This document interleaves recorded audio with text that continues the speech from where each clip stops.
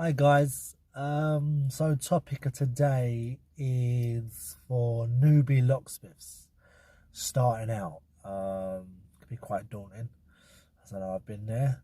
So this is sort of like a video, so anyone watching this who plan on start up to be a lockie, or wants to be a locksmith, just a few aspects to know, and hopefully it helps. So probably the first one I would say is research.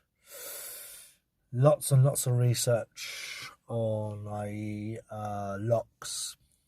For instance, there's so many locks, a lot of locks.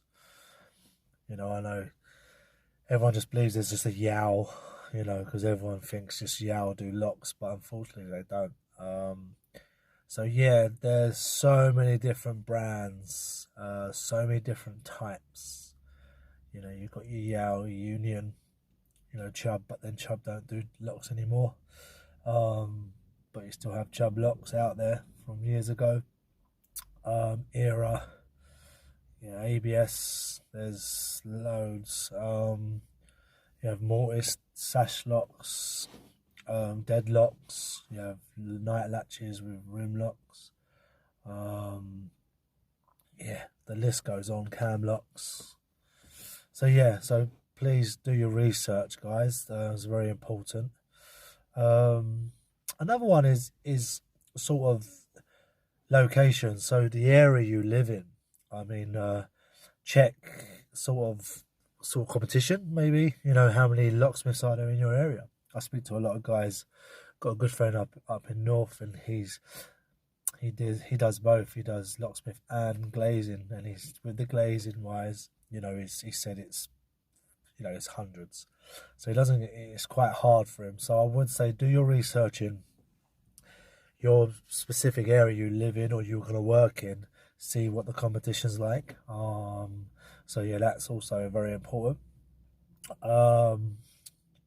Tools. Realize how expensive tools can be. The courses, they're expensive.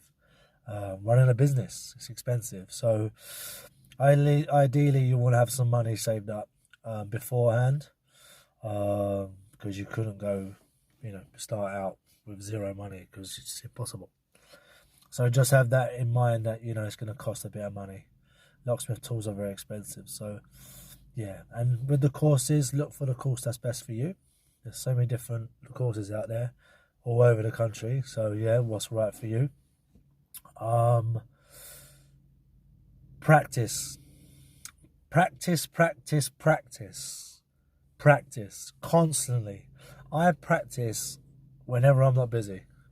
So when I say I practice, as I said to you earlier, there's a lot of locks. So I have a lot of picking tools for certain locks. There's so many.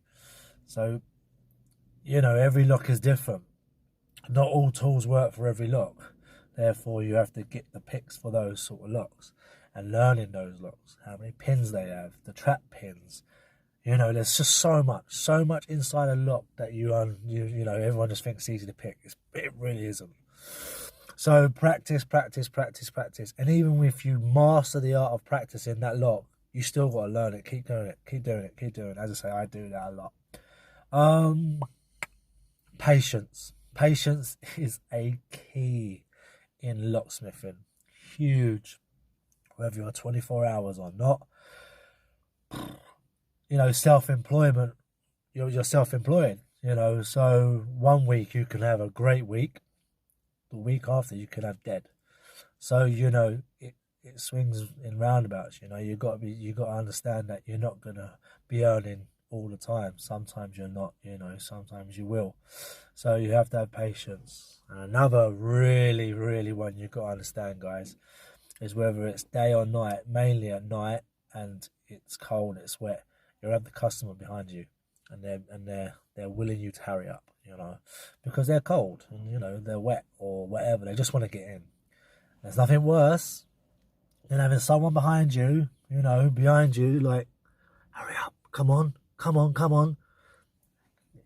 It's not nice. As I say, it could be really frustrating, but you have to have patience of a god, and you have to just smile and just get on with it.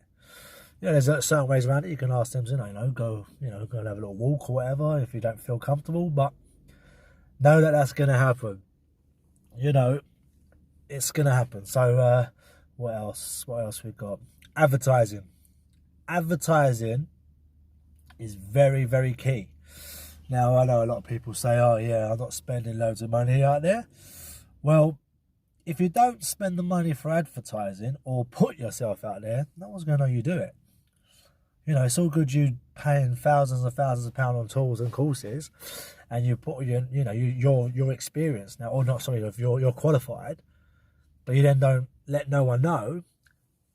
How are you going to get the work in? So, unfortunately, though, advertising costs money. So you have to put your money in, you have to put your hand in your pocket and put yourself out there, so people know who you are. Google's one. Google's good. Obviously, Google's free. Facebook's free. Instagram's free. There's loads of free networks out there. You got Checkertrade. I use Checkertrade.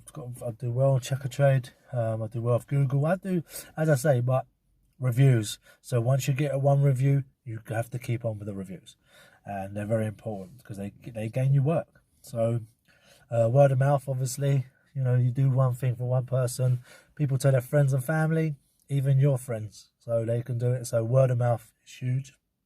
So yeah, get yourself out there and let people know what you're doing, and rightly so. Don't be scared. But you know what? Most importantly, I'd probably say the most important thing starting out is I wish I could have done it straight away, was never be afraid to ask for help. Never. Promise you. There's so much help out there. Obviously, you have to be a locksmith to do it. You can't just ask anyone, because you can't get tips off people because they think that you're just a burglar. There's Facebook groups out there. I'm with a very, very good Facebook group. Obviously, with the Facebook groups or anything to do with locksmithing, you have to show proof. You have to be a locksmith and you have to show your certified, certificates and stuff. But once you're in, and they are amazing. I've gained a lot of good friends out of them. I've even got work off these guys, and they're brilliant, and they will always help. A very good locksmith will always help another locksmith. Shady arsehole locksmiths won't give advice to anyone because they're just dicks. So yeah, these guys are brilliant, on point, such nice fellas. So yeah, really important you do that. Any other locksmiths in the area, or your friends know or something, give them a call, give them a text, just introduce yourself and say, look mate, I'm a bit stuck, If they say no, they say no, but they shouldn't, to be fair.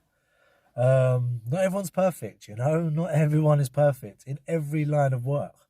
We all make mistakes.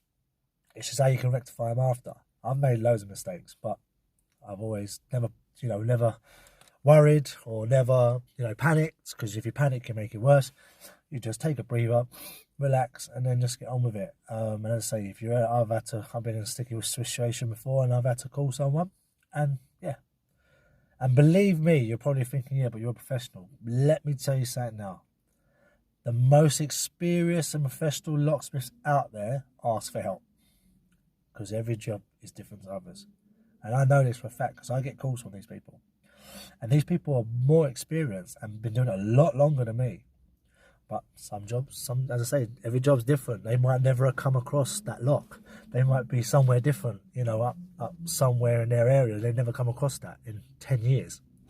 So, yeah, it's a good thing to do, is always, always, always ask for help and give help. If people ask you for help and they are a locksmith and you trust them, give them, because it goes a long way. So, yeah, that's pretty much that. Obviously, any questions or anything you've got to say, then comment on the video or give me a private message. I'm always here to help, guys. That's why I do my videos. So please, yeah. Other than that, have a good day. And yeah, speak to you later.